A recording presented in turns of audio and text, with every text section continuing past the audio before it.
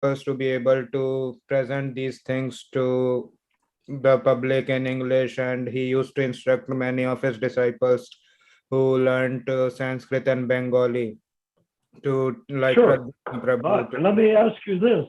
Is there any inherent value in any of that? Inherent value. Considering Sometimes, that the only Dharma in this age is chanting Hare Krishna, it would No, seem no, that, yeah. Can you let him finish the point and then you can answer? Oh, I thought he had. Okay, go, Vinayakshama. Yes, please complete your thought. Sure. like sometimes it is required. Like for example, Prabhupada, like there is one of your god brother, like Guru Das Prabhu. So he used to read these Goswami literatures in the presence of Prabhupada. And in those times, Prabhupada used to discuss these literatures very vividly with him. He never objected his disciple reading those literatures.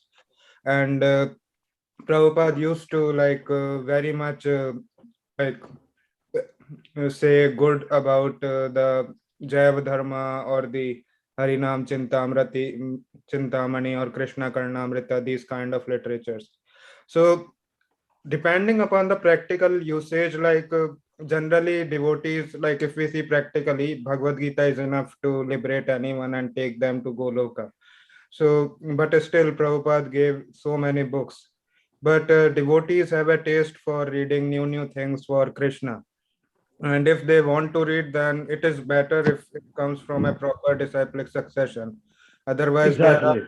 there are so many like Sahajiya groups who are now publishing the Ujjwal Neenamani or Govind Leelamrita kind of books in their Sahajiya interpretation.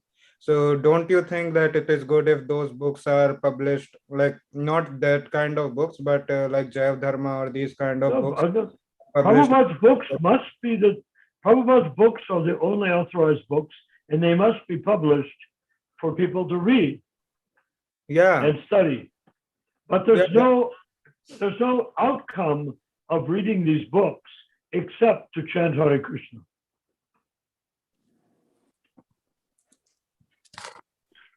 What is the outcome of reading the books if not to chant Hare Krishna? So one should read Prabhupada's books and get the clear understanding that one should chant Hare Krishna. And if they're getting that insight and they're doing that, so there's no need to read all these so-called extra books not written by Srila Prabhupada. No. And if one is addicted to chanting and has read very little of books of Prabhupada, Prabhupada said, the reason that I published these books is so that people would chant Hare Krishna. You see, there's no independent, we think from the more or less religious Judeo-Christian, Muslim, Hindu point of view, we think that there is a value to the knowledge in the books that will help me spiritually. But in the case of this Yuga avatar delivering the Hare Krishna mantra as a Shakti avatar, the outcome that you need from reading all the books is the Hare Krishna mantra. That's what Lord Chaitanya gave us, because it gives you the end result of religion at the very beginning, which is unheard of in the history of religion. Religion is always something dangling in front of you, that the salvation is somewhere else. And you have to go and study, and become a good scholar and become a good Christian, a good Jew, or a good Vedic scholar, and that will help you. But in the age of Kali, nothing will help you except chanting Hare Krishna. But if you read Prabhupada's books, then you'll know why to chant Hare Krishna. And we are giving out these books, distributing them widely by the millions, so that people will understand why they should chant Hare Krishna. Sounds weird, doesn't it? Yeah, it perfectly sounds fine, Prabhu. Like this is the real essence of reading all the books. But still, like an acharya need to teach his disciples so that while preaching, disciple can explain why they are chanting Hare Krishna. So that's why every Yeah, acharya in our previous line gives a lot of books.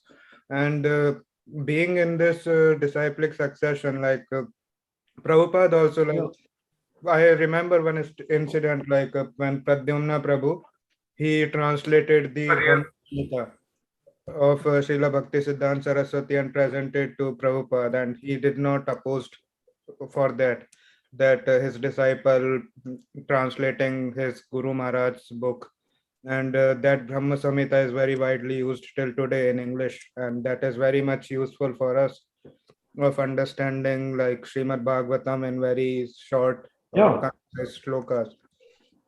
But I think we should look at the disciplic succession in a new way, because Lord Balaram is the beginning of the disciplic succession, correct? He's Krishna's brother, and he comes, he's the head of the Sampradaya, which goes on for millions of acharyas in the Sampradaya coming down to us. But there's another miniature Sampradaya that occurred when Lord Balaram became Lord Nityananda in Navadvip, and he very quickly got to Vishwanath Chakravarti, then to Thakur Bhakti Vinod, then to Gorkashodas Babaji, Bhakti Siddhanta Saraswati, and Prabhupada. So we could even think that the Sampradaya as pertain, the Sampradaya is there, and Prabhupada's part of it. And you look in the Bhagavad Gita, he's listed as part of it. But if we want to look at what's really going on, the Sampradaya comes from Lord Chaitanya to Lord Nityananda to Prabhupada, and there's no reason to go beyond that in terms of acharyas. There's nothing more to teach. Prabhupada made it the Hare Krishna mantra available to everyone with his books. Now we need to make the Hare Krishna mantra available to everyone on the planet, everywhere. There's not going to be any further acharyas because really, what would they do? Okay, so I want to ask Vinayak Prabhu a question. So Vinayak Prabhu here, it seems to my understanding, that Vinayak Prabhu is suggesting that Srila Prabhupada wanted people who are serious about Krishna consciousness to write books to explain the Krishna conscious philosophy and to expand the movement. Right, Vinayak Prabhu? Yeah, Prabhu, like if people are writing books and in the name of author, they are writing their own name, then that's fine. But if they are changing Prabhupada's books and in the author name, the name of Prabhupada is there, but the inside the book, the philosophy is completely different, then that can be cheating. But So you're saying that I read the Bhagavad Gita and then I have some realizations and I write my own book to help people understand it from the angle that I have understood it. Is that what you're saying? no, but just for example, there are a lot of blogs and just for example, devotees in temples, they give their classes on Bhagavad Gita. Okay. So what they understood from Bhagavad Gita only, they explain that only in their classes. The Okay. same thing could be written in form of a book also. So But if that is completely if that is completely aligned with what Prabhupada said, and if they are explaining it some other way or maybe in some way that they want to explain, for example, if they are taking some point in Bhagavad Gita and writing an article on it, then I don't think that should be like very much offensive to Prabhupada, because Prabhupada never stopped that But kind of thing. there's only one person who could say whether it's offensive to Prabhupada or not, isn't there? And that's Prabhupada. How can we, conditioned souls, evaluate the writing of someone who's writing about the Uttama Adhikari Prabhupada, whose words came out of his mouth from Krishna Loka? He's not coming from the material world, he's speaking from Krishna Loka. Who amongst us is able to evaluate what somebody else writes to see if it's on the same level as what Prabhupada wrote. No, that cannot be considered as authoritative as Prabhupada.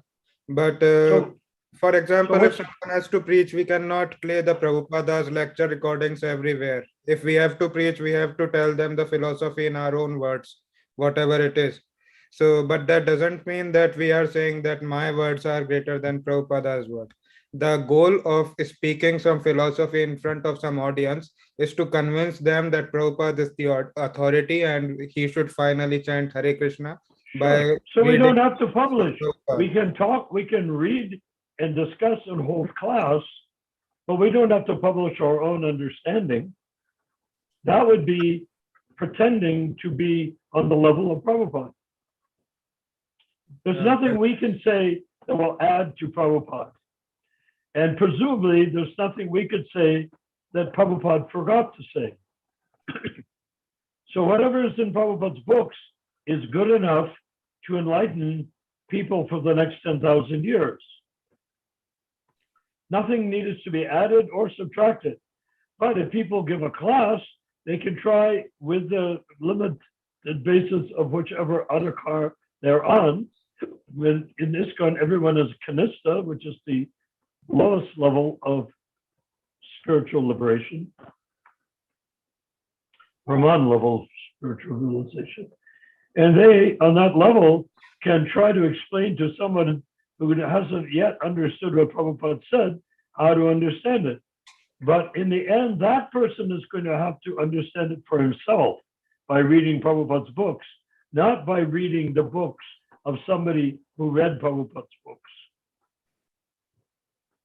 Yeah, In this other words, sounds the like- authority of Prabhupada is not something that can be equal.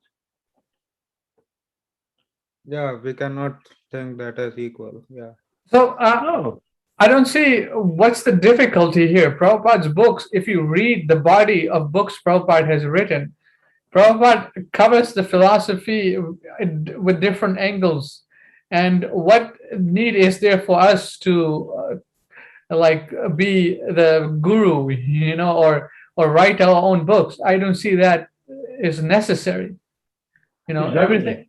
Writing our own books is not the thing, but just for example, if someone is writing an article in Back to Godhead, Yes. so that doesn't mean that he is making himself as guru or claiming an authority over something, because Back to Godhead is just a normal Krishna consciousness magazine Yes. in which we have to Yes. give out knowledge about So- Krishna consciousnness, what is he writing about?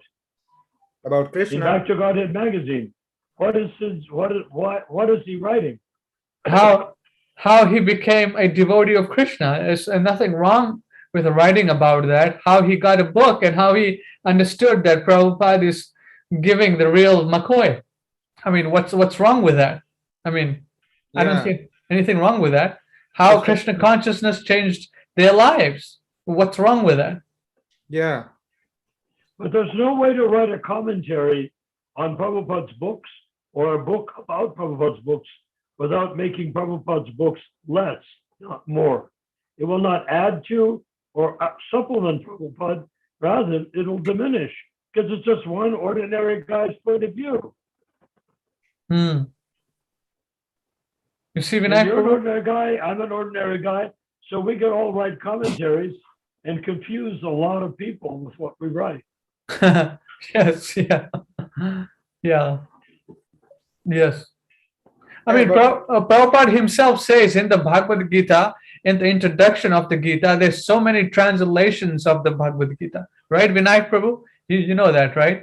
There's more than 500 something translations of the Bhagavad Gita. Why did Prabhupada have to write his own if there's 500 or whatever translation amount they have? Why did Prabhupada write his own books?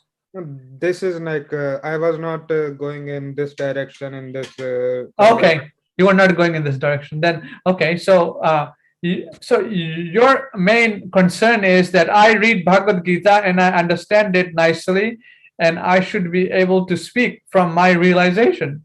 No one is stopping anyone from doing that. Yeah, like for example, if we are going to explain someone that in a particular consciousness, like whatever the consciousness you are having at the point of death, you have to take a birth according to that. Like if we are explaining it to someone, it is not possible that we are going to speak the same words as they are written in the purport. We have to speak what we know or what we remember from studying Prabhupada's books. And while speaking in that way, it doesn't mean that we are demeaning the authority of Prabhupada, or we are speaking something which is not authorized. Like there are simple as it is concepts from Bhagavad Gita that we will be explaining to a new audience, and I don't think like it would be a kind of crossing the Prabhupada's authority, or maybe doing it No, otherwise. but don't you agree that the result would be dumbing down what Prabhupada said? Because you'd Yeah, be making it according to your view, and then you publish it. Why don't you just tell people read Prabhupada's book? but Everybody that initially they reads need to be Prabhupada's preached. Initially they need to be preached, like they need to be elevated to a proper platform. Just for example, nowadays in temples they are making PPT PowerPoint presentations to explain some philosophies in Bhagavad Gita, and oh, what platform in every single temple, when you say a different platform, Prabhupada is an Uttama Adhikari. That means he's a resident of Krishna Loka. When he came to earth, he brought the teachings with him. Every word that he wrote and dictated into the microphone of his dictaphone, every word that he wrote was coming from Krishna. Now, if I'm going to make a commentary, where are my words coming from? From Krishna? The devotees in ISKCON are all Kanistha Adhikari. Kanistha means you follow the regulated principles, you go to the temple, you worship the deity, maybe very, very nicely, and very paka. You cook, you take prasadam, chant Hare Krishna in the streets, distribute Prabhupada's books. Those are the things you do as a Kanistha Adhikari, and you follow the full regulated principles. But if you want to go beyond that, then you have to come up to the platform of being able to relate to Krishna personally. And you do that through a next level, Madhyam Adhikari. You come up to that level, and in that level, you are working under the guidance of Lord Paramatma, who's Krishna, how to please Krishna directly, not just generally, like in the temple, deity in the temple, you're generically pleasing Krishna by offering the worship, which is actually the style of worship of Vishnu. But in Krishna Loka, there's no Vishnu worship.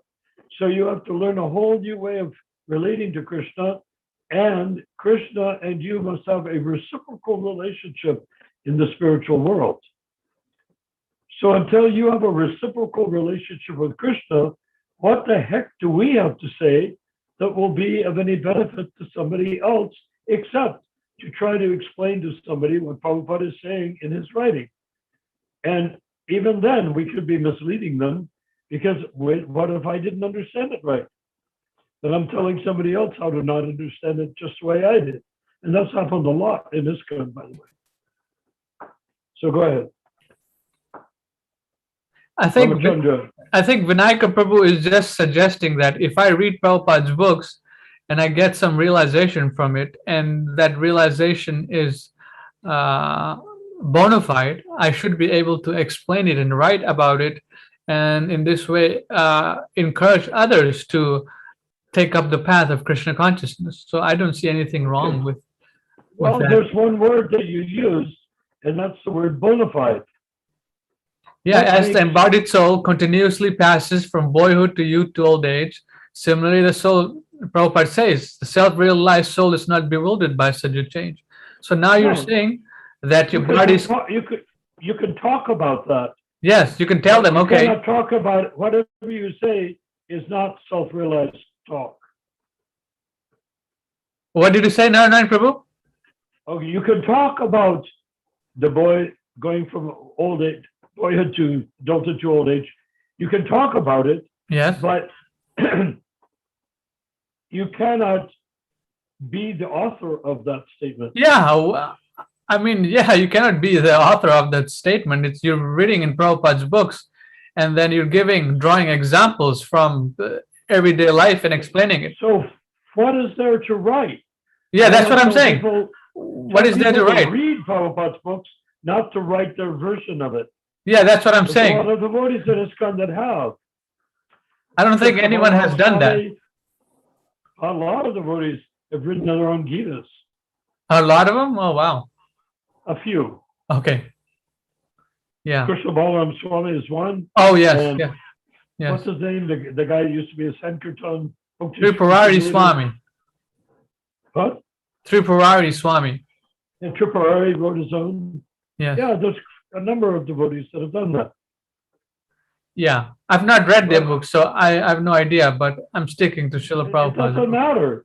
Yeah. Did they come from Krishna Loka, or were they originated? Were they came to work with Prabhupada on an equal level, or were they saved by Prabhupada from a unfortunate outcome of their life? They hadn't surrendered to him. Yeah. Yeah. They got saved by Srila Prabhupada and the devotees. Yeah. Srila Prabhupada So- devotees. So you have to ask: are they Kanishta, Madhyam, or Uttamadhikaris? That's as simple as it gets. Yes. So, okay. Presumably, they're Kanishta Adhikaris. So, Vinayak Prabhu, so my question to you is whatever explanations you're giving from Srila Prabhupada's books and then explaining it to others and encouraging them to read Prabhupada's books, it's fine. You're suggesting that people write their own books according to whatever they have realized and help others, right? Is that what you're saying? Narayan Prabhu is saying that you read Prabhupada's books and you explain it. There's no need to write any other books. Correct. Yeah, like I was just saying that like if we consider that Prabhupada, like we are considering that Prabhupada is still present as our Acharya, and when Prabhupada was present in those times also many of his disciples wrote their books and published, and Prabhupada appreciated that effort. No. What books did they write? Yeah, in They write- Prabhupada's time, what books did the disciples write that Prabhupada approved? Exactly. The scientific precepts of Krishna consciousness by Swarup Damodar Goswami. That Although Prabhupada, Yeah. we already had this conversation. These were specific topics that had nothing to do with Prabhupada's writing. But he took a lot of things from Prabhupada's books and Bhagavad Gita. where else will he take it from? He takes it from the Guru, and many of the realizations Prabhupada gave him personally by instructing him. You write like this, you talk about this point. So, But if someone also wants to do that, like Swarup Damodar Prabhu, he explained some concepts from Bhagavad Gita and Prabhupada's teachings in form of a small book. If similarly someone wants to explain, for example, in today's world, there is a new concept of artificial intelligence. If someone also wants to explain some concept and relate it with Krishna consciousness, then what's the harm in it? If we want to take some concepts from Prabhupada's books. Are you present in talking front of about us. a scientist having a new view of science based on Prabhupada's writing? Not new view, like just for I'm taking the Swarup Damodar Prabhu's book as a base, like just like he explained some concepts regarding to science with Krishna consciousness, Bhagavad Gita and Prabhupada's books. Similarly, if some disciple of Prabhupada still wants to explain some concepts, These books you're talking about books that were published during before Prabhupada entered Samadhi, right? Before 1977 or 78. yeah, like Only. Because people can write whatever they please when the Acharya is no longer there.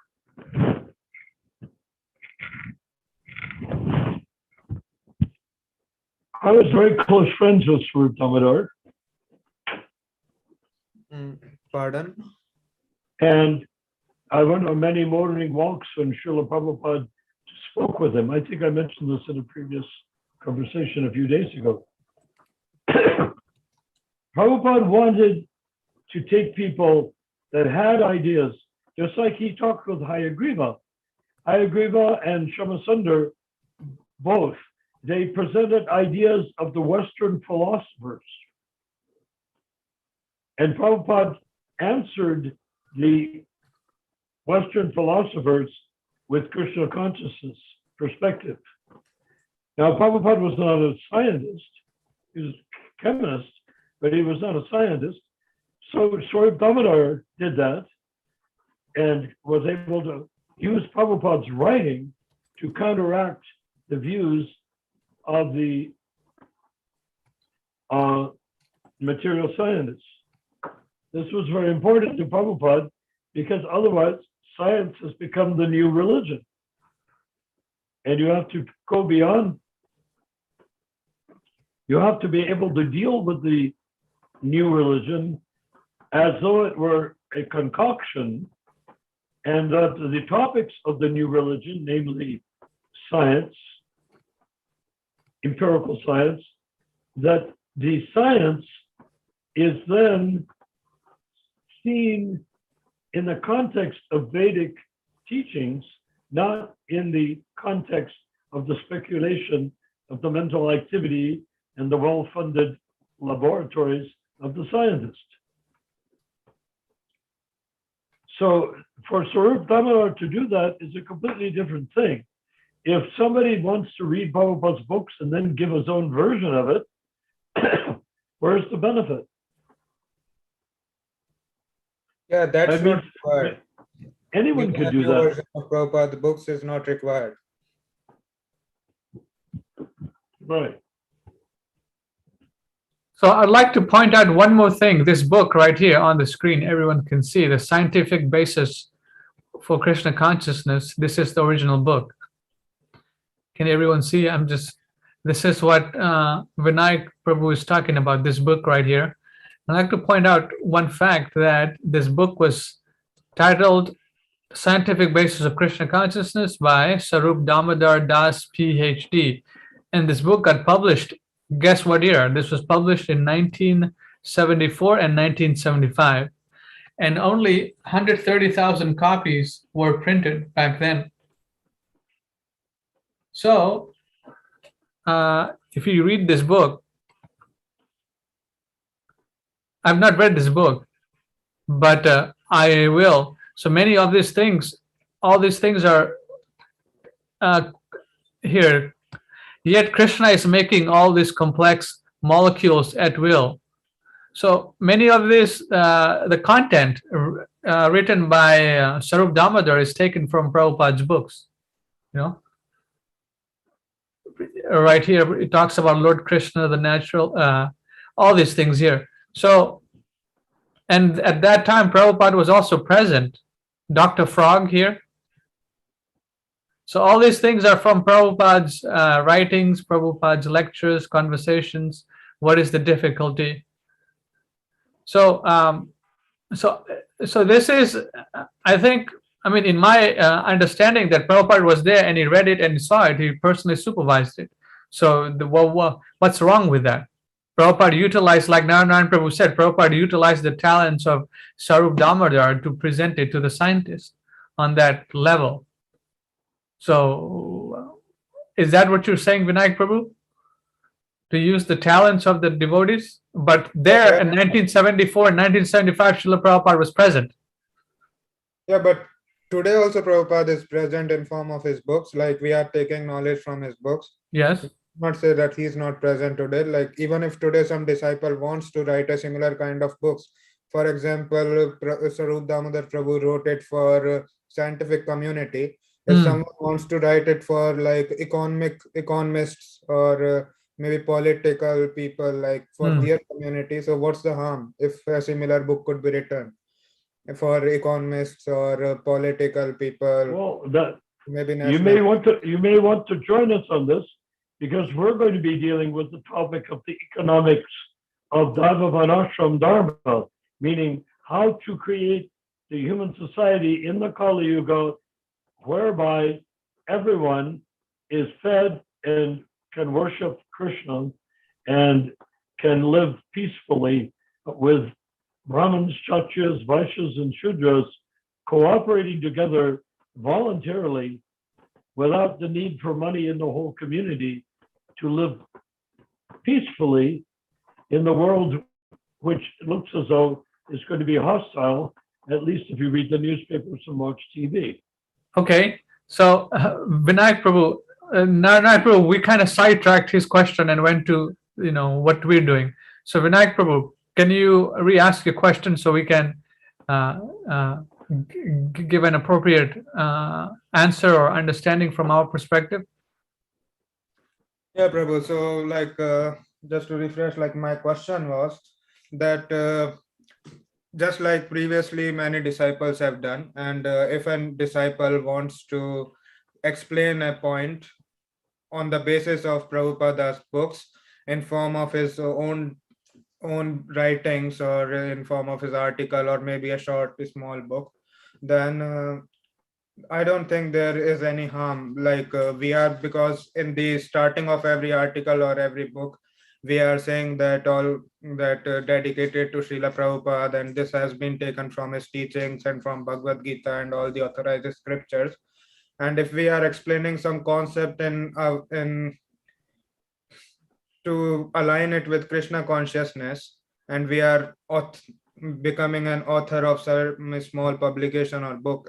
So this conversation was about that only. Like if we have Well, wait a minute. I think, aren't you making a very large jump between Swarup Damodar and somebody writing something and saying this is based on Prabhupada's teaching? I mean,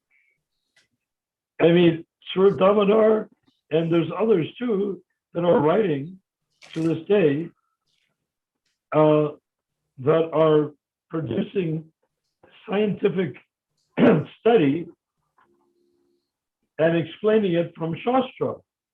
But now you're talking about somebody just writing something and giving credit to Prabhupada as, to me, that's somebody taking the credit from Prabhupada to bolster his own book. To make his own book seem important, he says, oh, this is based on the teachings of, what's his name? Oh yeah, Bhaktivedanta. I mean, exactly, this is what is happening in ISKCON, right? This has happened several times. Exactly, your point. They're just cannibalizing Prabhupada's writing for their own purposes, their own name and fame. Yeah, you should show it as your writings, right? You could, I mean, if you're showing it as your own writing, you're wrong, right? Officially wrong, right? So that's what is happening everywhere in most of the ISKCONs, right? That's what. But anyone can write whatever they like. But the minute they use the word ISKCON or Krishna or Prabhupada, or they can say anything they like about Krishna, as long as they don't represent that it has anything to do with Prabhupada. But when it comes to writing about Krishna, we have no choice but to discuss from Prabhupada. And we can't make our own understanding. We have to go with the purpose of being a disciple. Disciple is based on the word discipline. A disciple doesn't go on the basis of his own view. Disciple is only receiving from his spiritual master and never coming up with his own ideas. Problem is they are very envious of Prabhupada. That's wrong, right? He's your guru. He's a pure devotee. You can't be envious of Prabhupada, right? This is what their enviousness is showing in their books also, right? If a person writes a book and wants to say this is in explaining Prabhupada, that means he's envious of Prabhupada. Well, Prabhupada doesn't need explanation. All of his books he dictated in very good English, educated English that he learned in college at Scots College in Calcutta, Macaulay-esque language usage. And then he had an American college professor with a PhD turn it into readable college level understanding language Mm, under right. his guidance. right. And that is all. He made the books available to the common man who knows how to read and write. Right. Educated common man. Yes. And not even totally educated, but at least that they're able to read a book. They can read the Bhagavad Gita. That's a book, and they can read it. If it was written by a great scholar, you probably wouldn't be able to read it. Yeah, The they'll Prabhupada probably be didn't confused. want the great books that were written by a great scholar. He didn't want to be a great scholar. He wanted to be a great communicator. And what is his communication? Bhagavad Gita as it is. And why as it is? Because as Ramachandra pointed out, there's hundreds of copies, there's hundreds of editions of Bhagavad Gita all over the place. In each one, I've read a few before I was a devotee, and I read one after I was a devotee by, what's the guy that sold mantras? Anyhow, you can see the guy was just taking the book because of the name of the book, adding his own commentary because he wanted to sell it under his own name, and put himself as the scholar and publisher, and then all his disciples, of course, had to read it. Yeah, right. Okay, now I understand. Hmm? Uh, What do you actually- understand? Oh, Yeah, but like Naranayan Prabhu was trying to say that if someone in ISKCON does this thing that he writes his own book, then he forces his disciples to read it, and it might happen that disciples are more involved in reading the books of their personal guru than reading the books of Prabhupada. Exactly. No, There's Prabhu. Vinayak actually, did an yeah. I won't get into Sorry. the details of it, but yesterday, Rupa Manjari, do you want to describe what happened? Don't mention the names.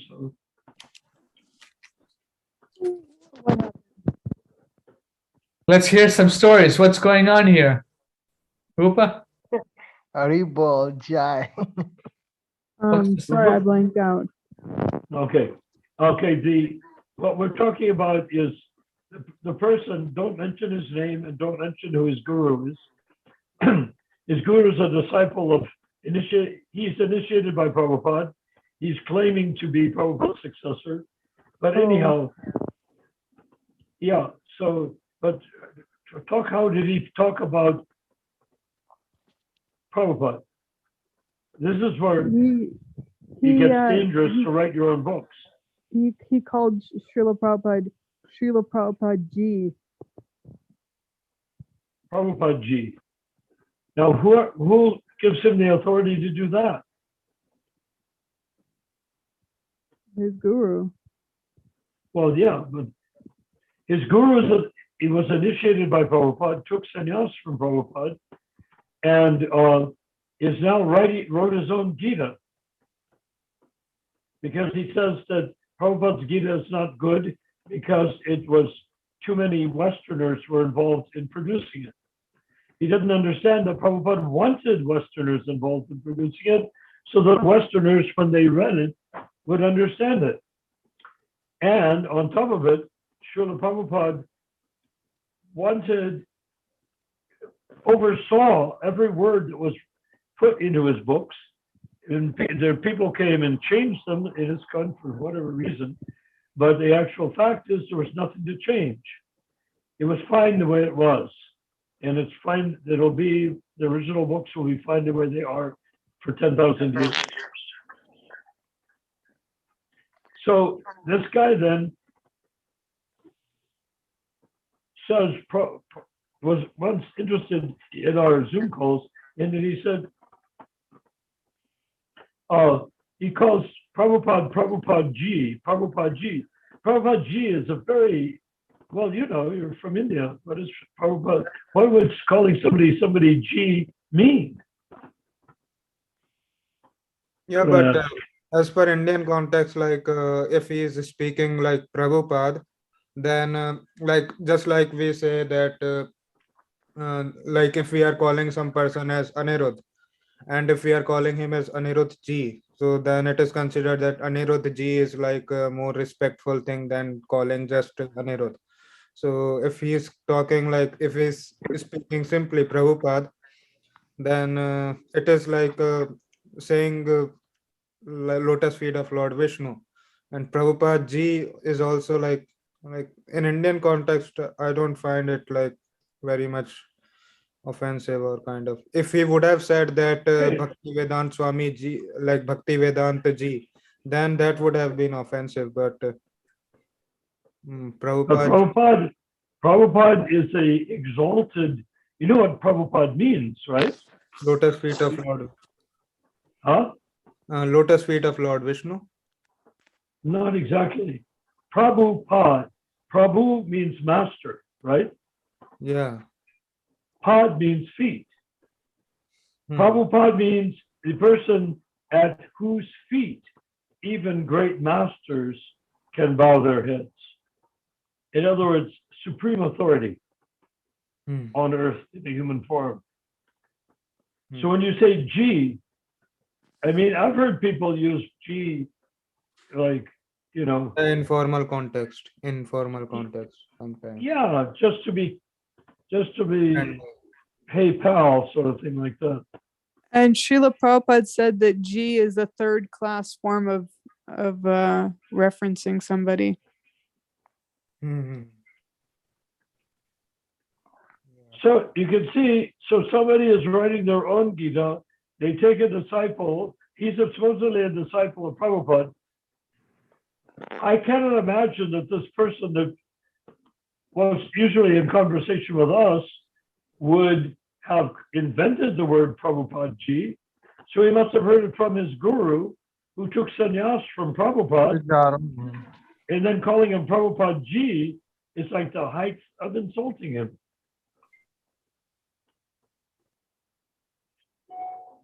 I mean, have you seen the word G used with any other acharya in our succession? No. So why would somebody do that?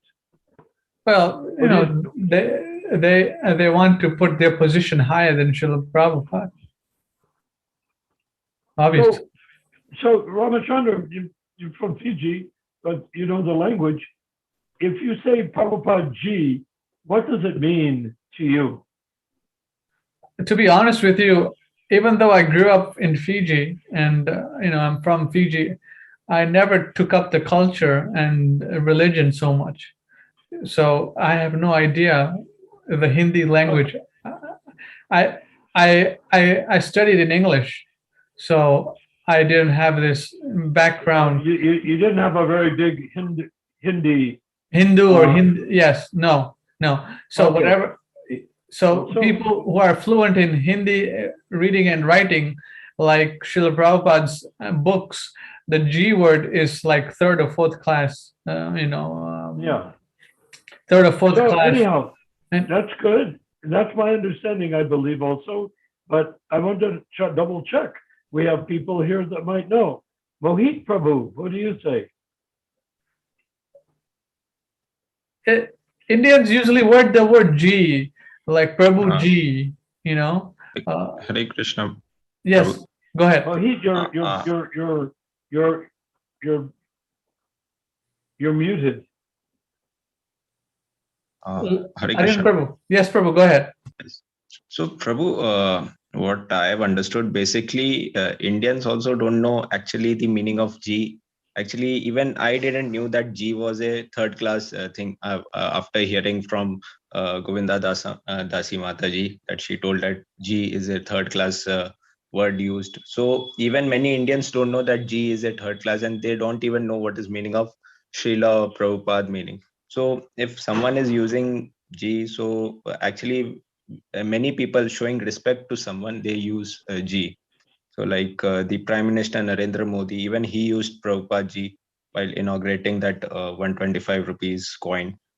So G is like many people don't know what is actually a G, what is third class, what is first So class. you're saying So that out of Narendra, ignorance. you said that Narendra Modi said Prabhupada Ji? Yes, Prabhuji.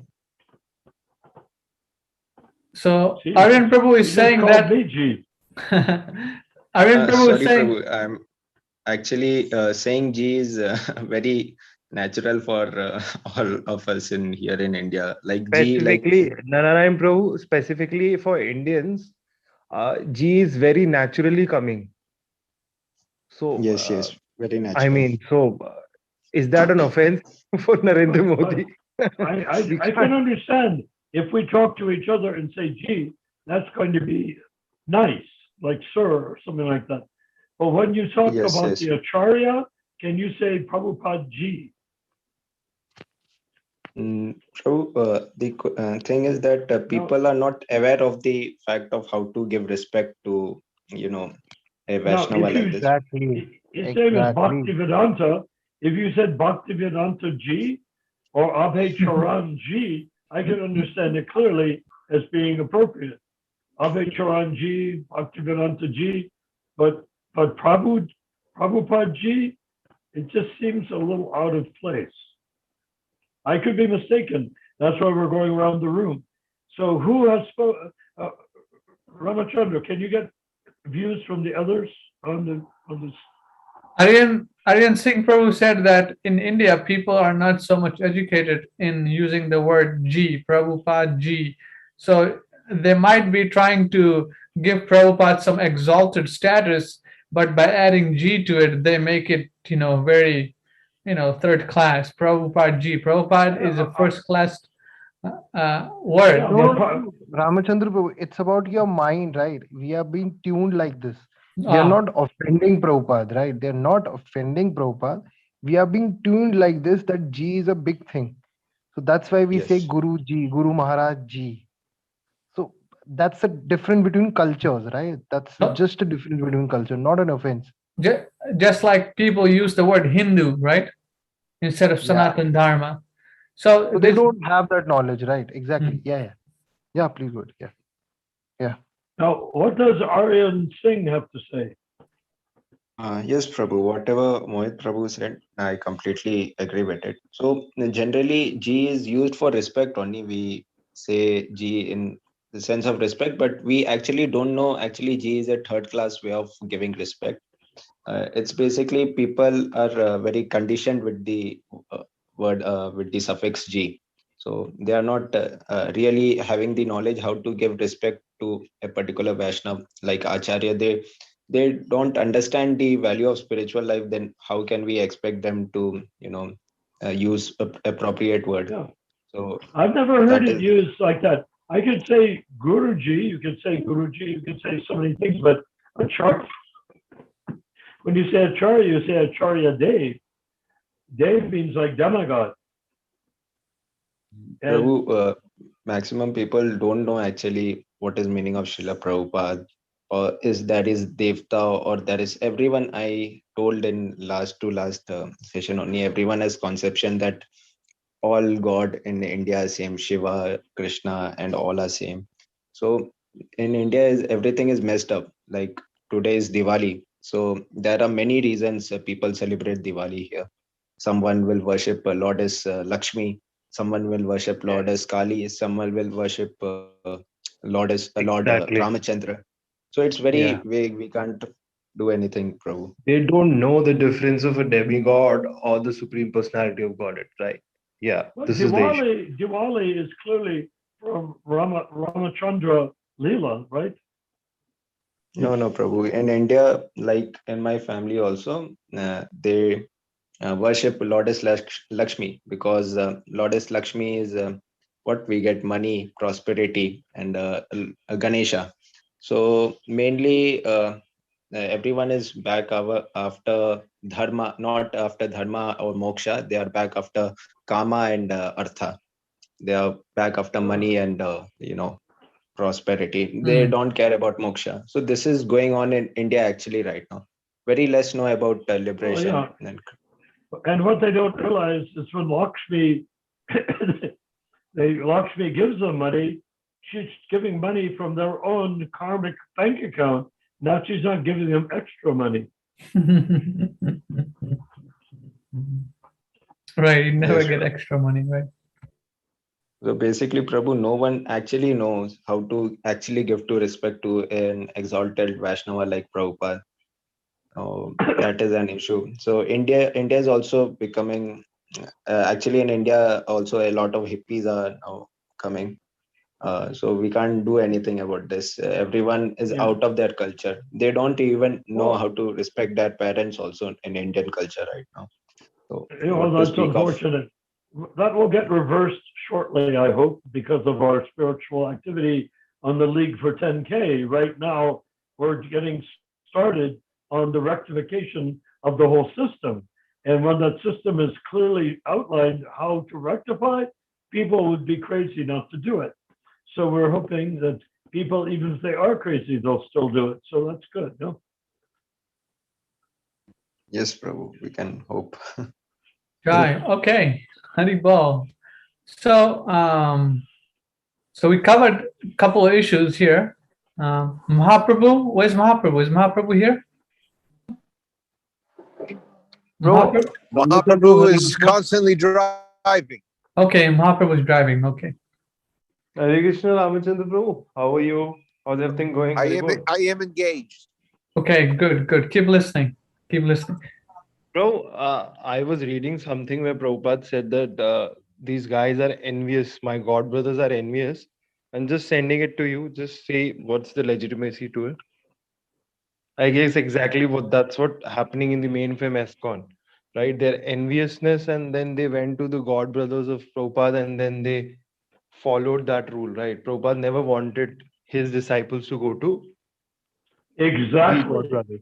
Yeah, I'll send you that. Exactly. I'll send you that, bro. There's a reading which I was reading. Yeah. I mean, Prabhupada wrote all the books for his disciples and for the whole world. Why would someone leave the founder Acharya and the person who brought you to Krishna consciousness and then take initiation from some questionable person who Prabhupada directly instructed his disciples not to go to them? You know? Prabhupada specifically said in this text that these guys are very enviousness. And specifically, then these ESCON world leaders went to that sampradaya and asked him the issues, right? This is totally wrong, totally wrong. Well, Which we have that's, done. I may remind us all that the League for 10K that we're speaking on right now, our job is to rectify that, to put everything out so plain and clear that an ordinary man will look at it and say, yes, that is the truth. And they're not doing it quite right in ISKCON, though, are they? That's what we want the goal to be, I think. Is that not, Ramachandra? We want to set an example that the people in ISKCON, the people are interested in ISKCON will say, ISKCON is wonderful, but why aren't they doing it the way Prabhupada said? We're going to put down in the League of 10K what Prabhupada said, and everything he said was to deliver the fallen souls for the next, essentially, 9,500 years, or 450 years after Lord Chaitanya. And so exactly, yeah. In and we'll have that chance. statement, We can have so much fun doing that too. This will be a great pleasure. More pleasure than being a scholar, more pleasure than learning Sanskrit, more pleasure than going through jumping all sorts of cultural hoops. We'll simply create a consciousness of chanting Hare Krishna everywhere. And if we do that, what I've read then we in can that, relax. There's nothing more for us to do. Except Prabhu, what I read there is, pure devotees. what I read there is specifically Prabhupada said this, that these guys are envious of me, right? These god brothers are envious of me. Yeah. Because Prabhupada exploded in all over the world. They couldn't do it. So those were envious of people. So how can we go to those envious people and rewrite the ESCON? We cannot ever go to any envious people.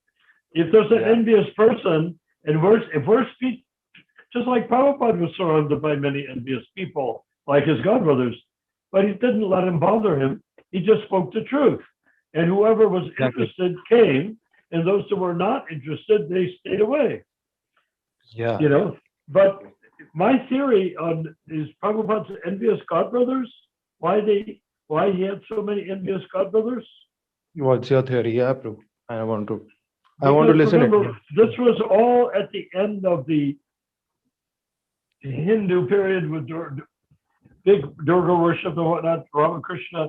It came this way, and there were so many people from Brahmin families that wanted to go ahead and become gurus and make a lot of money and have a lot of disciples, right?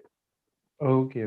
Yeah. If thousands of them had done that, Prabhupada would not have been able to preach very successfully because there would be so much opposition from everybody. So what Prabhupada Bhaktisiddhanta Saraswati did was, I had such a hard time understanding why Bhakti Vinod Thakur spoke so clear and plain with such an incomprehensibly open heart, how he could speak so gorgeously and compassionately to each and every jiva. Then Bhakti Siddhanta comes along, and even the simplest sentence becomes too difficult to understand without a dictionary. Why did he do that? And it occurred to me because he wanted to gather up all of these people that wanted to own ashrams and be gurus and stuff like that. He gathered them up and completely confounded them. Because if he hadn't initiated them and led them around in circles, essentially, because they weren't any good. They were not good people. If they were good people, they would have joined Prabhupada and spread Krishna consciousness all over the world. They were not good people, and as Prabhupada said, envious godbrothers. So what did he do supposing they were envious and weren't godbrothers? They would obstruct every move Prabhupada made in India. But as it was, Prabhupada came when they were on their last legs anyhow, and Bhaktisiddhanta had swept them out of the way so that they didn't have ashrams and followers and stuff like that. They all failed. The Gaudiya Math failed. That didn't fail because of Bhaktisiddhanta Saraswati Thakur. It failed because of the people he initiated. And you can say, well, if he initiated bad people, isn't that a sign of his failure? Not if that's what he set out to do. He was the bait. He was like the story of the bird has a nest and some animal comes after the chicks in the nest and the mother bird doesn't want that to happen. So she walks along the ground pretending that she has a broken wing and drags one of her wings behind her. So then the predator says, oh, why should I bother with baby birds? I can go after the mother bird and have a real meal. So he goes after her, then she makes a big hop and then drags her poor little wing again, makes another big hop and drags her poor little wing. And then in the end, she flies away. She wasn't injured at all. And by that time, the predator doesn't know how to get back to her nest and take the babies, the chicks. So that's what Bhaktisiddhanta did. He was dragging a broken wing to fool these predators that wanted to become gurus. And because he spoke so eloquently, Bhaktisiddhanta Saraswati, look at the name. Siddhanta Saraswati doesn't get much further up the totem pole, much the food chain than that one, right? So they all wanted to be with Siddhanta Saraswati, so they'd get a little bit of Siddhanta and a little bit of Saraswati and open their own ashrams and get a lot of disciples, bring in a lot of money and get rich and have a lot of girls on the side and whatever they wanted. So then, and I contend, and this is my contention, that he did that for Prabhupada. So when Prabhupada came to India, there wasn't any big opposition from the Vaishnava side. No Brahmins, no Vaishnavas were opposing Prabhupada. In fact, they all flocked to Prabhupada, the real ones, And the richest men in India, Birla, Tata, all those people flocked to Prabhupada in India. So but if the Bhaktisiddhanta's disciples had gone off on their own and made their own ashrams, they would have run Tata and Birla to the bone by the time Prabhupada got there. So that, I think, is what happened. That's my conjecture. What do you think? Got it, very well. Got your perspective. Thank you very much. Hare Krishna. Hare Bol. Right. So that's why when people went after Prabhupada, there were so many bad things with the ISKCON gurus. So they went to Sridhar because they wanted to become sannyasis and they wanted to become gurus. And the ISKCON gurus were not going to let them try. There was 11 of them, and they figured that was going to be it for the rest of Kali Yuga or something like that. But so they went to different gurus to take shelter, meaning they wanted power and they wanted money. And they couldn't get it from the ISKCON gurus, so they went to Sridhar, and they went to Puri Maharaj and the older Puri Maharaj and the younger Puri Maharaj, and a few others as well. There were people that were basically favorable to Prabhupada, but were not under the control of the GBC. Anyhow, we get the point there. Got it, Hare. Yeah. So we're very lucky. Prabhupada wanted the field to be open, so that when he opened all these temples worldwide in a few years, on one hand, years of one hand practically, he opened all these temples around the world for us to use to make hundreds of millions of temples around the world. Of course, the GBC decided not to allow themselves to be elected. And I contend that they have the blood of millions of people on their hands for that reason. Because if they'd followed Prabhupada's example, instruction, order, and plan, and direction of management, they would have opened, probably there would be like 50,000 temples around the world right now. If they'd done that, probably no war in Iraq, no war in in Afghanistan, all these bloodshed, all these people are dying in Africa, everywhere, dying. Why? Because the GBC did not open temples, because they wanted to control a few temples instead of just being a small cog in the wheel of opening thousands of temples that they didn't control, that would be controlled by the temple presidents, not by the GBC. So we've got our work cut out for us. So are we committed to doing it? Are we going to do the work? Let's do the work. Yes, very good. Ramachandra, do you have anything left? Hare Krishna. Nope. So we're at 10 o'clock just about. So Hare Krishna. Hare Krishna, Prabhuji, I have a small interjection. go ahead, Prabhu. Koshta Prabhu. Just now I heard Shiva being called a demigod. Please don't commit this blasphemy. I am not saying it from my perspective. I am speaking from the perspective of Srimad Bhagavatam.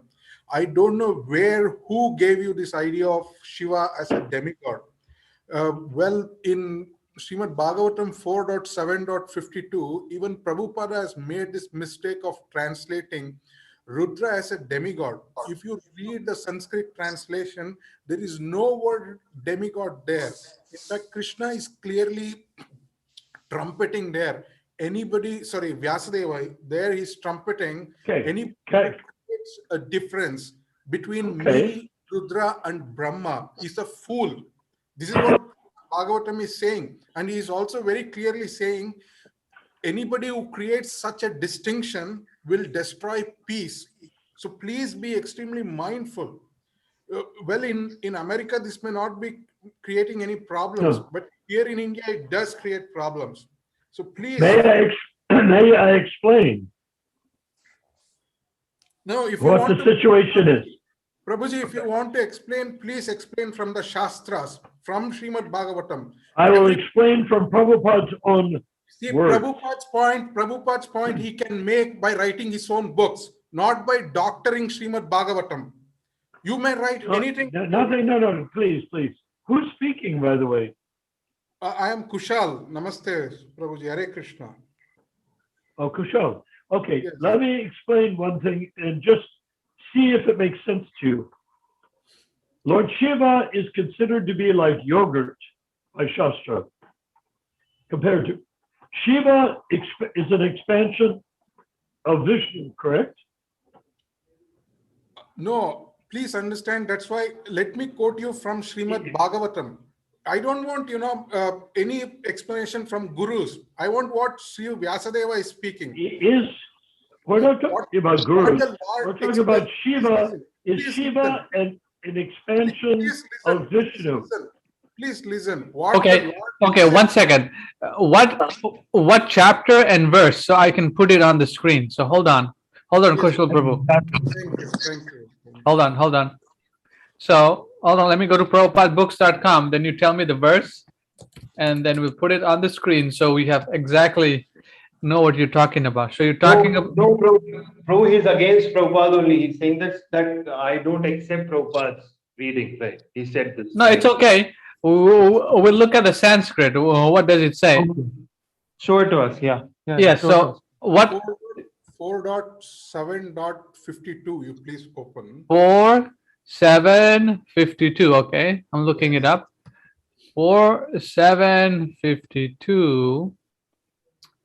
All right. 4.7.52. All right, one second. In the meanwhile, could I ask a simple question?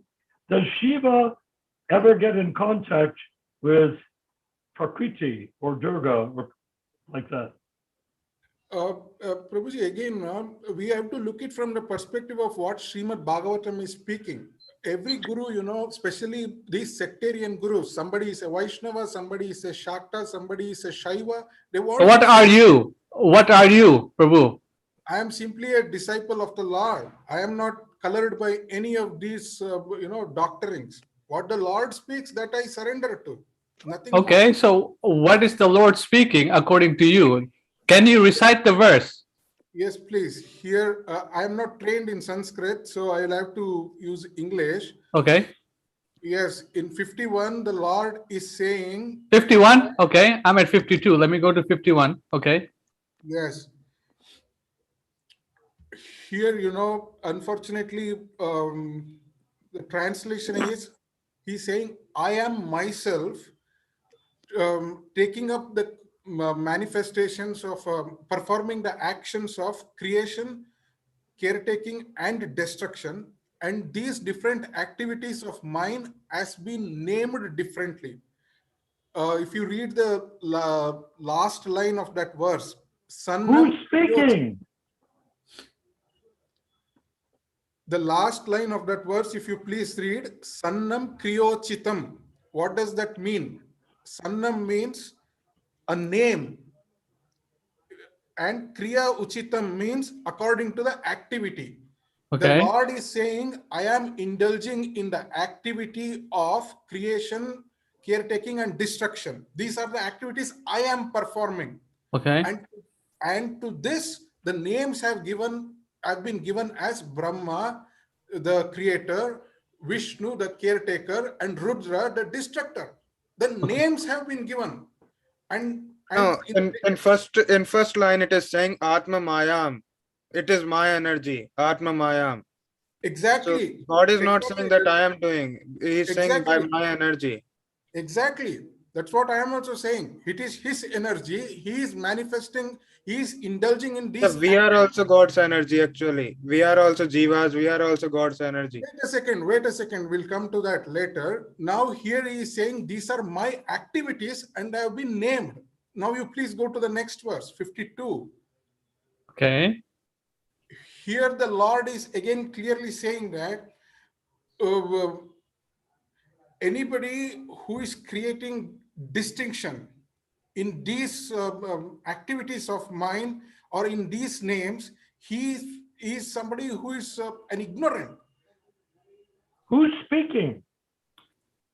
Narayan Prabhu, he has told you who's speaking. Kushal Prabhu is speaking. He told you twice already. So Who? I didn't hear it. Kushal. No. When he's quoting, somebody says, I am doing. Who's I? Lord, the Lord. There it is very clearly mentioned. Within the words it is mentioned, the Does the Lord. Does the Lord have a name?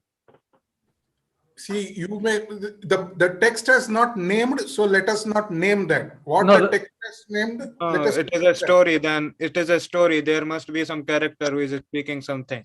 No. What is written here? Are they have they given any names? No. Yeah, Here, the Lord continued, and this is like a story of Dakshadvija. So maybe in previous chapters or previous verses, there may be the name of Lord who is speaking. Just No, like no. in Bhagavad Gita, it is Sri Bhagavanu Vacha. So there may be in previous slokas some mention about the speaker. If you really want to go to the previous verses, then you will understand more deeper where is all these coming from. This is all these things are coming from the what you call as the Vedanta Sara, and in the entire Vedanta Sara you don't find the name of Krishna or Shiva or anybody. The philosophy has been given to the normal people, to the commoner. And here comes the usage of names. The philosophy cannot be digested by a commoner who is working as a peasant. He wants the stories, and there comes names. The very So, same Prabhu, names. which Also, edition you are Hare reading? Krishna. So indirectly, you're saying the Supreme Personality of Godhead is not Krishna. This is what you want to say. You want Indirectly, you to want to say this. No. I am saying that in this chapter, in this story, there is a conversation going on between Krishna and somebody, maybe Dakshadvija, and Krishna is Prabhu is saying saying, but Prabhu is saying that Krishna is not there. He's not saying this. He's It not sounds accepting as it. though that this is all floating in outer space. Is there a Krishna? Is there a Shiva? Is there a Vishnu? Is there a Brahma? yes, I mean, is there need not explain. Mahavishnu? Is there Garba? See, the Mahavishnu, Lord Garbhadakasha Vishnu, Kiranadakasha Vishnu. This is all very clearly outlined in the Srimad Bhagavatam. How Please many understand. Vishnus there are? Please understand. Here the Lord himself is explaining these are the different activities I am myself indulging in, and based on these activities the names have been given. These are So mere who, names. come on, who's the Lord? See, The that is name, what Namki. What's the name of the Lord? Who's the name of the Lord? We are waiting for it. here they haven't given the name of the Lord. What can I do? Here they aren't mentioning it. In the whole of the Vedanta Sutras that Sri Vyasadeva had to write, once the emergence of Jainism and everything came up, he had to systematize the whole philosophy of the Sanatana Dharma. And in the entire Brahma Sutras, he doesn't care to mention the name. Why does he do that? well, Because Jainism came 1500 years ago, and The Vyasadeva wrote Srimad Bhagavatam. 5000 years ago. when Vyasadeva had to systematize our So, philosophy, Prabhu, which edition you are referring to? Like from where you are reading the original translations as per you? Exactly. Tell us that, please. Yeah, which edition you are referring to? And if it is an edition by a Sanskrit PhD, then that's not authorized. Right. Which Bhagavatam edition are you reading, Prabhu? Kushal? In one thing is for sure, because I've read this, I've illustrated the Srimad Bhagavatam as an art director for the artists for Prabhupada's books. And I would like to say that in the Srimad Bhagavatam, there is nobody that doesn't have a name. There's nothing but names in the Srimad Bhagavatam and relationships in the Srimad Bhagavatam. see here. So how can you say there isn't when basically that's what the big Srimad Bhagavatam is? No, I am not arguing on this case. In fact, it is this the Bhagavatam which is saying Kriya Uchitam Sannam. The names are mere symbolisms for the activity I do, and this is very much in consonance with the Rigvedic idea.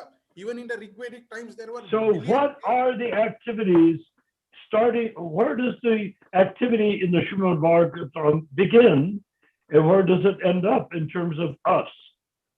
Yes, they are there. The Lord himself is saying what are the activities. The activities are creation, caretaking, and destruction. These are the activities that I am constantly indulging in. That is only a small part of the No. whole picture. No, you see, this is. And did you ever read? That's Hinduism. Did you ever read the Brahma Samhita written by Lord Brahma himself? Brahma Samhita, you mean the Brahma Sutras? Brahma Vedanta Samhita. Sutras? If it is the Vedanta Sutras, yes, I have. No, the Brahma Samhita is written by Brahma and describes exactly the roles of everything. Vishnu, Shiva, and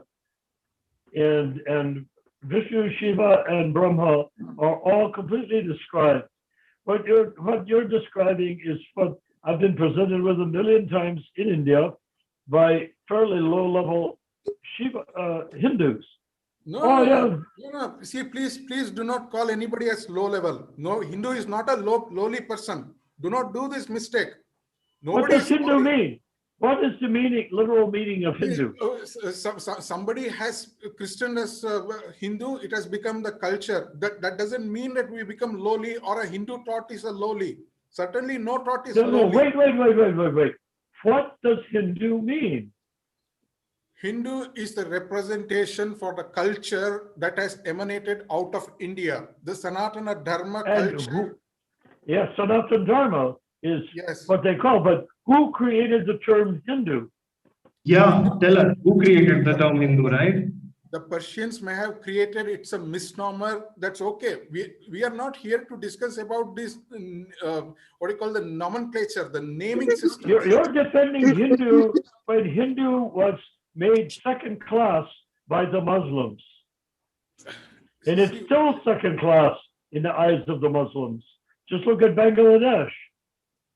The Muslims look down on the Hindus. Because Hindu is a insulting thing to call Sanatana Dharma. Hindu means sin. They can't pronounce the letter S.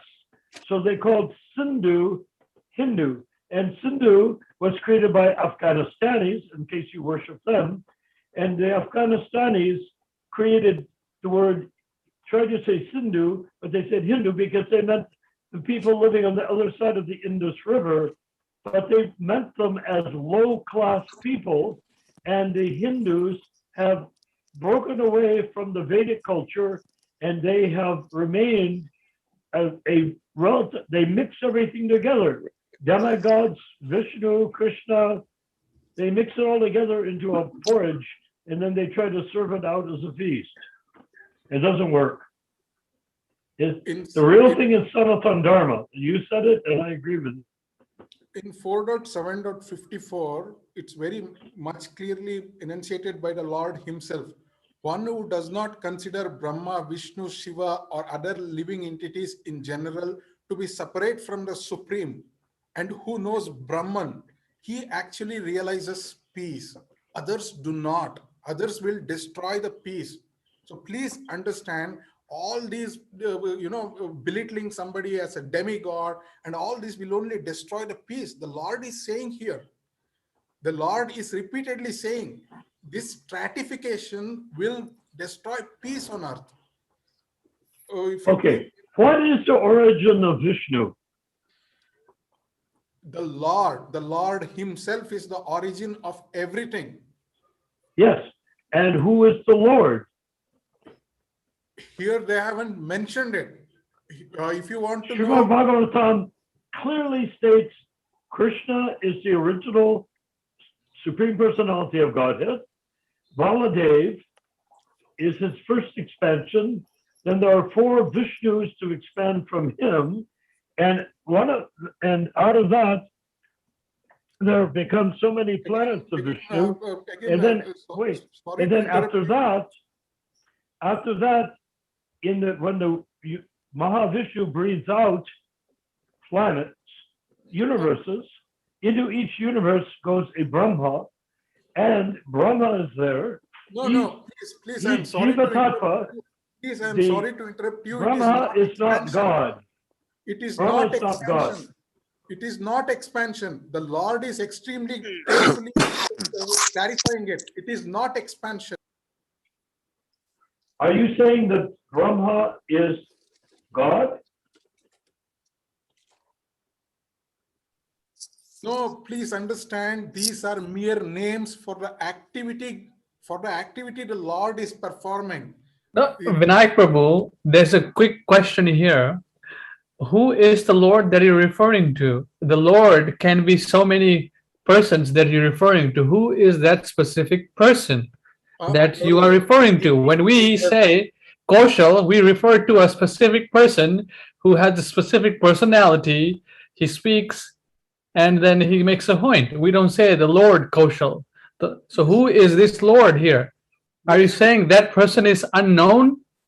No, Or maybe doesn't even exist. You have made a very right point. See, these naming systems, existed even in the Vedic times. That's why there started friction amongst people who were referring to God in different personalism. One second, I'll just complete in 1 second. Okay. And hence we find in the Rig Veda a beautiful verse. Please read it. They call him Indra, Rudra, Vayu, Agni, Varuna, Yama. To what is one truth? The sages have given many names. So the most beautiful name of the Lord is truth. This is the beautiful name. And please read in the Bhagavatam, what is the very reason why Bhagavatam was written. It was written to give you the sense of renunciation through Harikatha, through Krishna Katha. To make you fall in love with Krishna. It is not to belittle anybody. It is not to create stratification in society. That is why the Lord is saying, those who do not create discrimination in Brahma, Rudra and Krishna will attain peace for themselves and for the society. What is all that Bangladesh that we are talking about? Why did it happen? Because of this affiliation to name. This is my name. This is the Lord's name, not that name. Your name should not come to me. Your name should be kept out of our country. All these names. Naming business has caused bloodshed on earth. And Srimad Bhagavatam is not supporting your naming business. Please understand. Okay, now, when you die, Hare Krishna, Hare Bol. when you reach the end of your life and you lose your present body, who will you be after that time? And how did you get a human body to begin with? Such deeper truths will have to be realized. We may also talk from this scripture, that scripture, and create friction in society. My understanding is right, your understanding is right. No. Sanatana Dharma is not about fighting about your understanding versus my understanding. It's about realization of these truths. If such a truth exists, I'll realize it. If so far, you haven't presented even one marginal truth. You say these truths, but you have not presented even one truth. I am simply speaking from Srimad Bhagavatam. I am referring it to it. This is the highest truth. I don't know where you got truth. Who's Srimad Bhagavatam? Who's the author of the Srimad Bhagavatam? Sri Vyasadeva has very clearly given it for us with a sole purpose of developing renunciation. If you want, I would like to point out the verse number where he is very clearly mentioning. Renouncing what? You so far have managed to indicate that nothing really exists. So what are you going to renounce if nothing exists? Yes. I am not saying nothing exists. There exists. Krishna is here. The Lord himself is very clearly saying, an ignorant. How did you get your body that you have in this lifetime? Where did it come from? By what process do you get this body? Yes, sir. From the actions that we have experienced, from the way we act. Yes, that it's all the theory of karma. But he doesn't believe that God has a nature, a personality, or a form. Don't be so controversial, Narayan. Controversial? Saying that God has a personality? God has a personality. Isn't it amazing that human beings can have a personality, but we deny God the option or the right to have one himself? See, the personality that we have developed is a consequence of the events that we have encountered. For example, you make a person play basketball for 5 years, his height will phenomenally increase. Why is this? This is what form is. Form is based on the challenges one has encountered. The Lord has got no challenges whatsoever. The particular form that we have encountered, we have attained, has got nothing to do with the form that the Lord has. That Oh, does form the is Lord not. have form? Are you saying the Lord has a form? The Lord has a form or does not have a form. I am not And somebody who what has does the experienced Lord's the truth. form? What does the The- Lord's form look like? The Lord is everything, Yeah, form or exactly. no form. Exactly. The Lord's form should not be equated with the form that we have got. Our form is based on the challenges we have encountered. You make a person swim for 2 years, his height will phenomenally increase. You make a And person where did good your food. consciousness come from? Pragnanam Brahma, the consciousness itself is the Lord. This is what the Vedas declare. Pragnanam Brahma. Pragnanam is the ultimate reality. Nothing exists except consciousness. Please understand, this demigodification is a very wrong thing. And most importantly, here in 4.7.52, I referred, the whole verse is not using any word called demigod. I do not know where Srila Prabhupada got that word demigod. When I asked The some word people, demigod is deva. You've never heard the word deva before? Deva has been heard, but that has not been used here in this context, in this word. The Lord here is clearly saying there is no such thing, and demigod should not be, that demigod nomenclature should not be used in the context of Brahma and Rudra.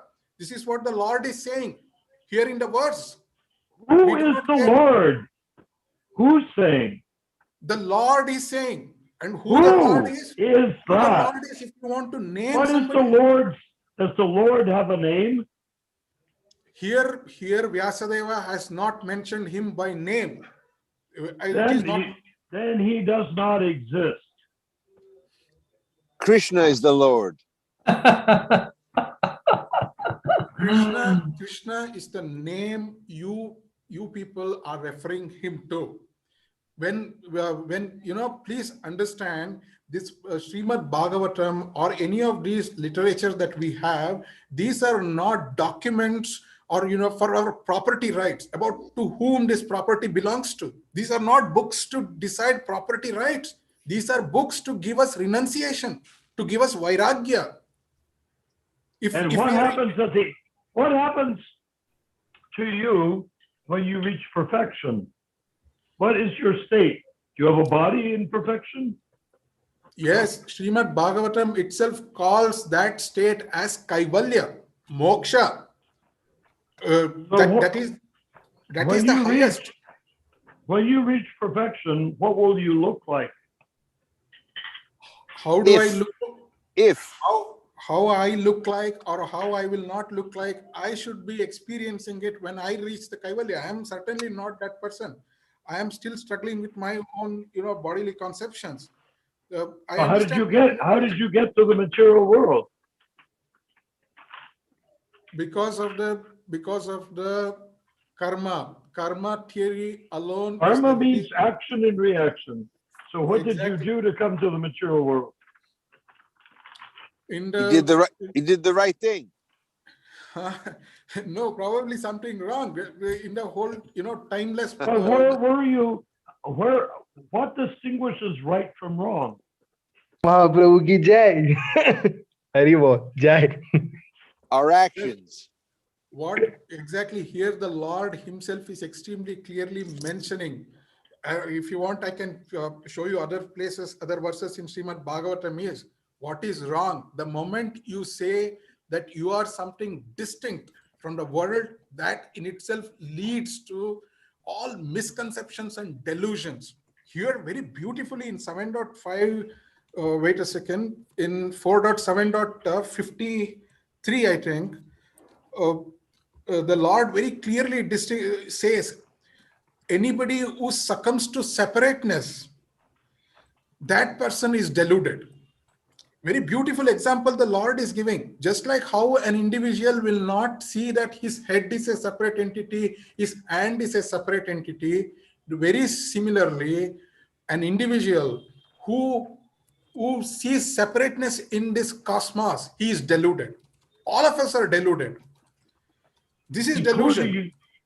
Including your guru.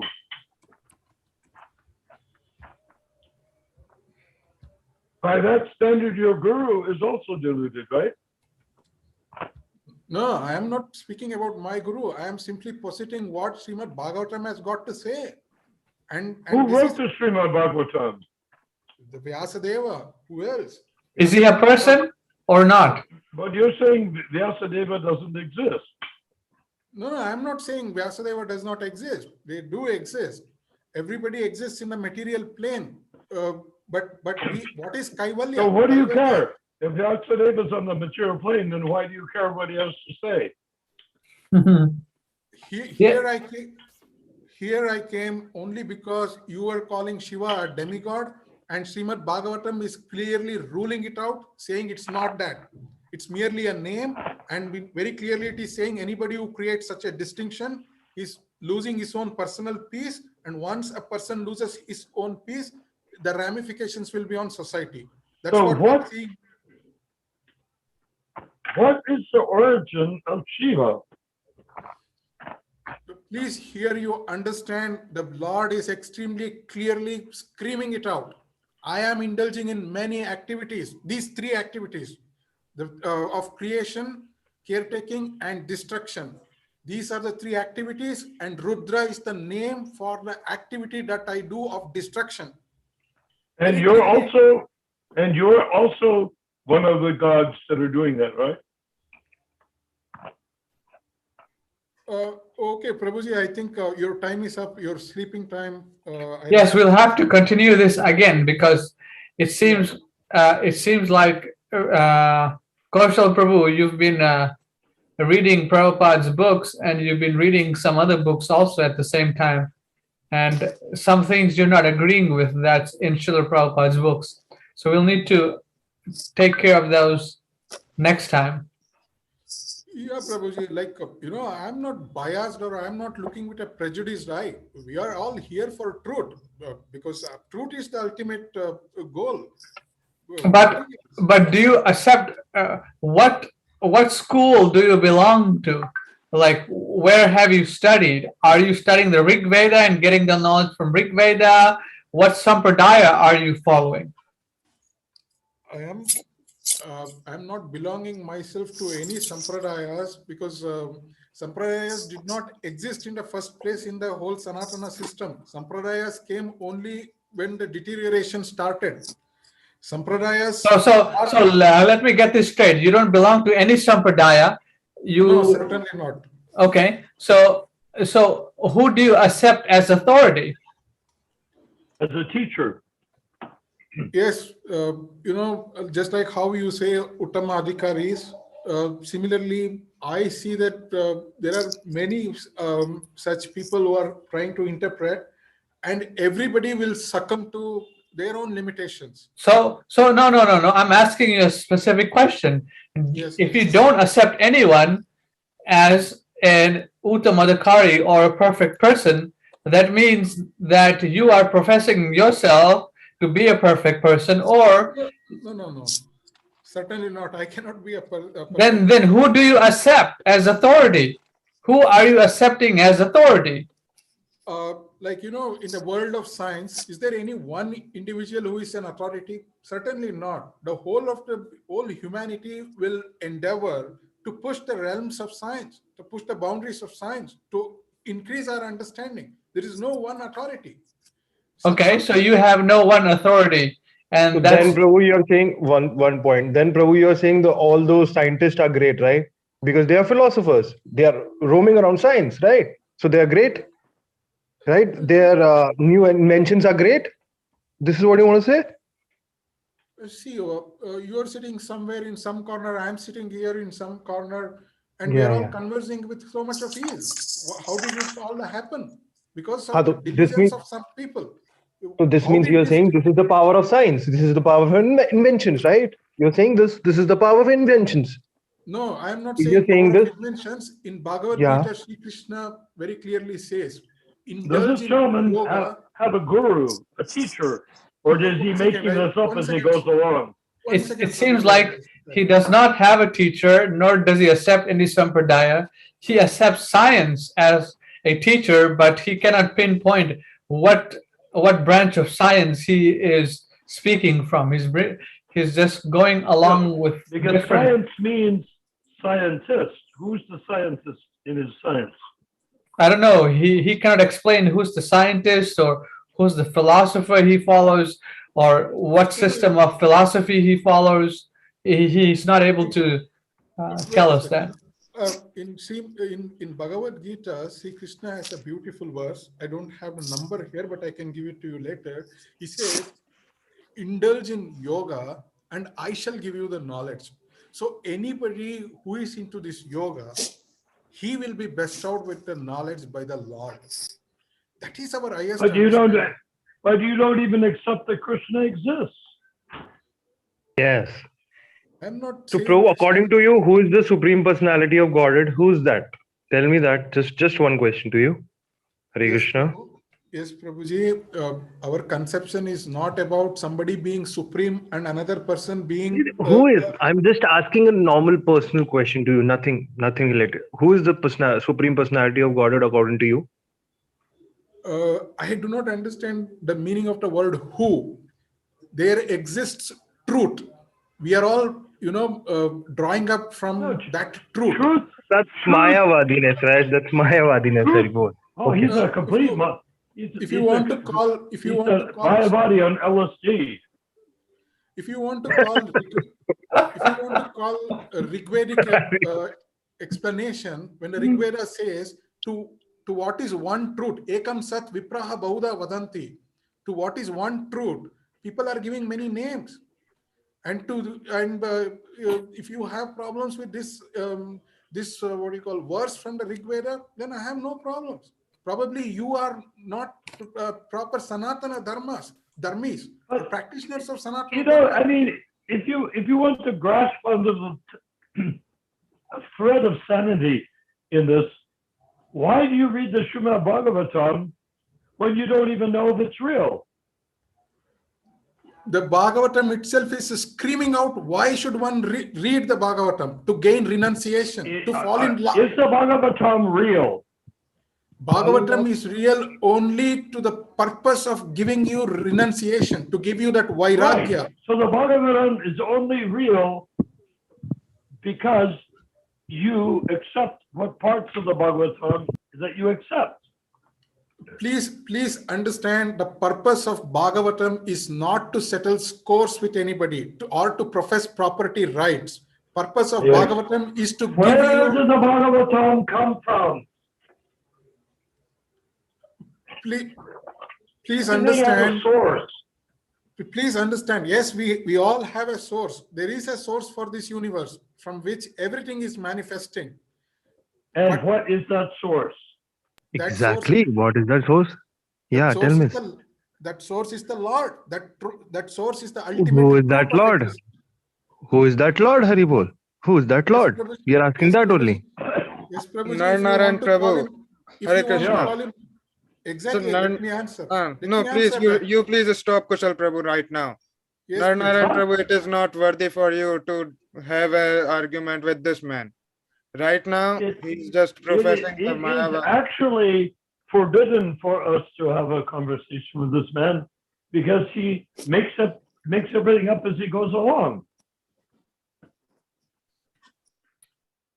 I don't know where he got his ideas, but I think the word Mayavadi on hallucinogenics gets pretty close.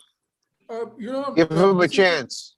This is the problem. I am not speaking from any of my philosophy. I am just making you people reflect what Srimad Bhagavatam is saying. You are missing a point.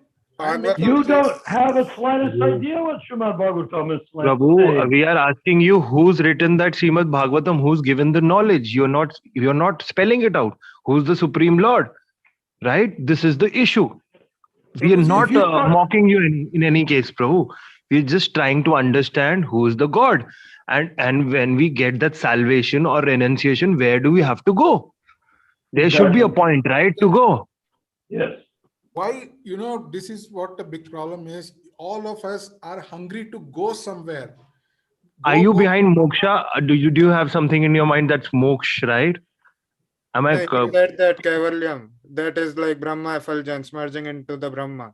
No, I That do is not want to Kaivalyam. merge anywhere, or I do not want to go No, anywhere. that's Kaivalyam that you were speaking. That's Kaivalyam. No, You were in speaking that. Srimad, if you have read this But Srimad you were saying Bhagavatam, Rigveda, Prabhu. In Rigveda, it is said, Om Shri Vishnu Paramam Padam.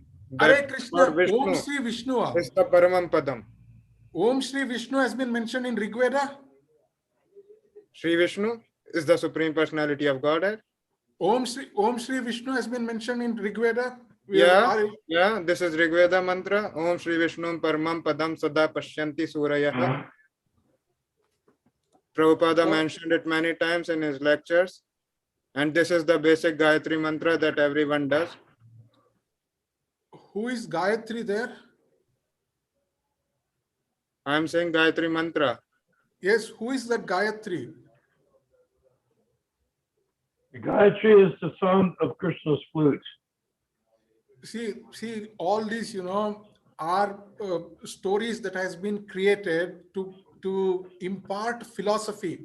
When Vyasadeva had to impart philosophy for the Gnanis, he wrote the Vedanta Sutras. That is our source where we can have, hair-splitting arguments, not in stories. Stories are movies. And you consider your own understanding and authority to be higher than that of Vedavyas. Certainly not. Certainly not. I am a humble person. I am also a student. Oh. But which part is the humble part? Sorry? That's not fair, Narayan. It is fair. So, Be nice. I am nice. No, I am simply pointing you to where, a little while ago, you were also speaking about books, how Srila Prabhupada's books should not be misinterpreted and all that. Even the same way, we demand that you please do not misinterpret Srimad Bhagavatam. It's a fair Have you ask. have you read the first canto of the Srimad Bhagavatam?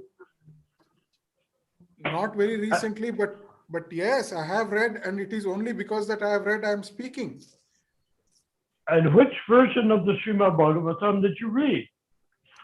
I have read the Gita Press Srimad I'm talking Bhagavatam. about the Srimad Bhagavatam. Which edition did you read? I have read the one published by the Gita Press in English. I do not know Sanskrit. Okay, he has read the Gita Press version of the Srimad Bhagavatam. And one more thing, we'll end it in about 10 minutes. So I'm counting time.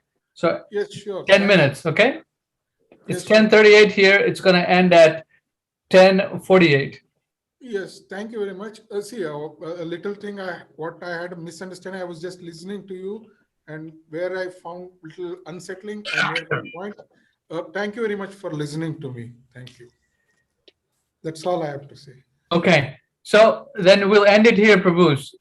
It's Okay, been, but I would like to So mention. we can discuss for 10 minutes more if Prabhu yes, wants 10 to. minutes. We can do I said 10 Couple of minutes, so minutes. let's give everyone a chance to speak, and then we'll end it. Okay. Okay. The first book I read of spiritual life was the Srimad Bhagavatam. Okay. And in it, it clearly describes how the universe is created. And Okay. I'm very surprised that you don't accept that. Okay.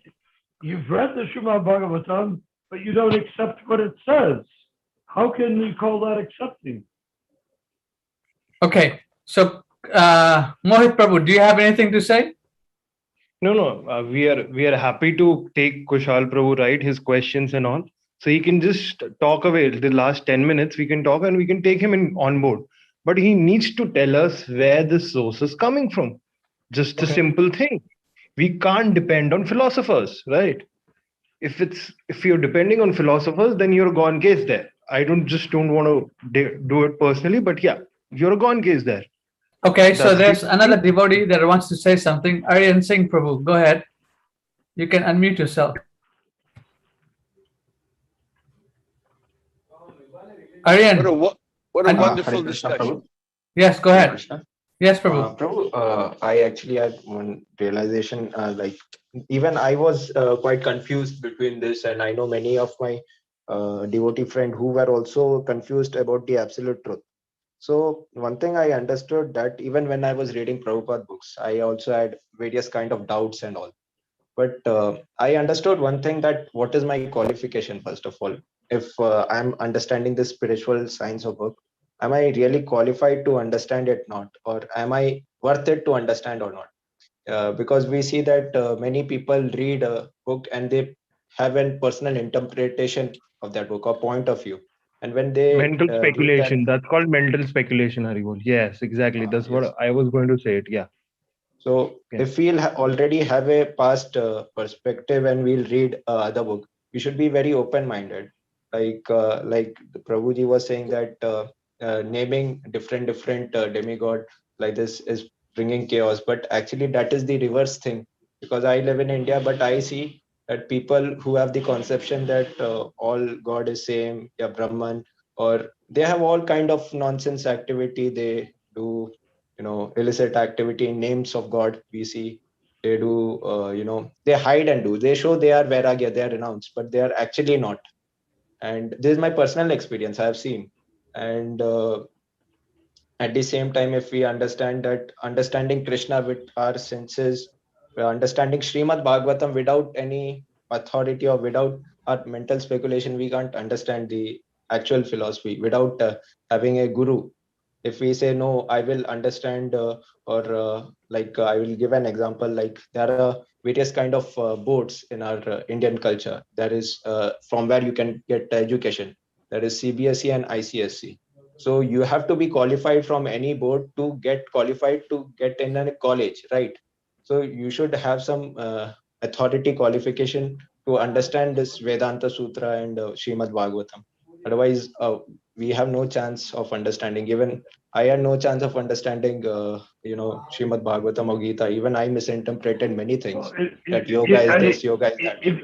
If I may say one thing, if you read Prabhupada's Srimad Bhagavatam, which was the first books that he brought over from India, published in India, and he was a friend of Hanuman Prasad Pagar, who was the head of Gita Press, that the Bhagavatam that Srila Prabhupada brought over reads like if you want to travel by car or something like that, you need a map, a road map. The Srimad Bhagavatam is a perfectly enunciated road map. It starts from the beginning and it goes to the end. There's nothing confusing about it. There's no multiple names and multiple sources and confusion and bad feeling about this person or that person in it. The Bhagavatam is very straightforward and takes you exactly to your destination. So where this amazing hallucinatory stuff comes from our friend on this call, I cannot fathom. Because I've read the Srimad Bhagavatam. I even created a couple of hundred illustrations for the Srimad Bhagavatam when I was art director when the Prabhupada was publishing the Srimad Bhagavatam. Okay, we got 4 minutes. So indirectly, I can't understand what is the aim of his life, right? Yeah. Can you, I don't want to talk more, but can you take the point I was making and do something with it? Well, no, I cannot take the point and do anything. I want to give everyone a chance to speak, and I want Kaushal to come back. Vinayak Prabhu, do you want to say anything, Prabhu, before we end? We got about 4 minutes.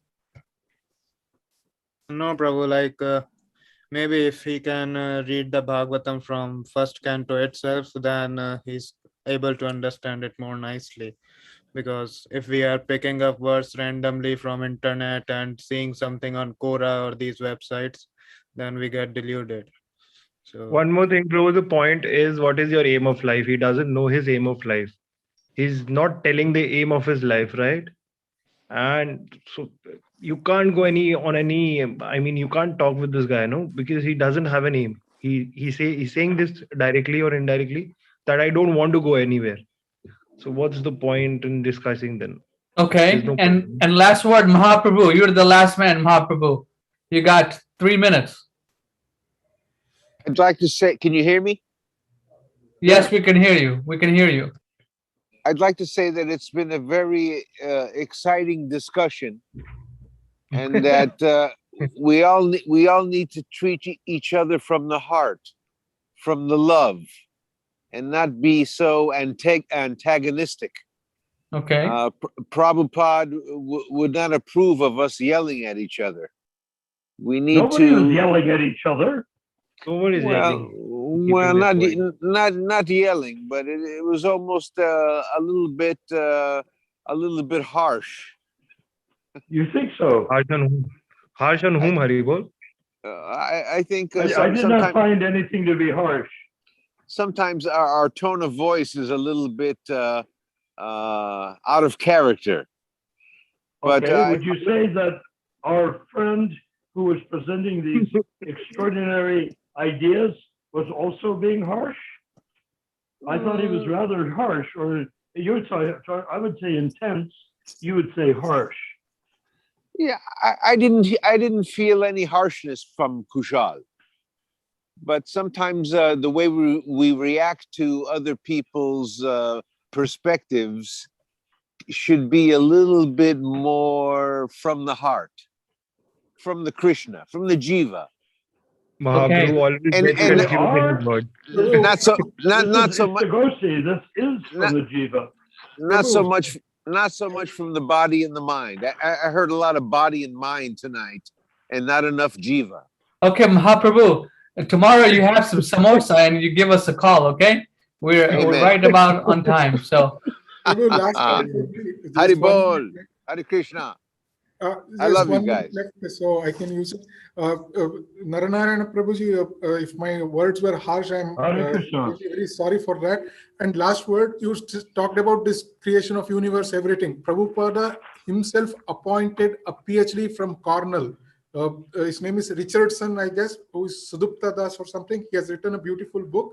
He himself did not agree with what Bhagavatam presented as cosmology. He said that is not in lieu with modern cosmology, and we cannot use these Vedic cosmological references for belittling modern advances in cosmology. He has written a beautiful book, and he was appointed by Prabhupada himself for this purpose, to figure out if both are in sync or not.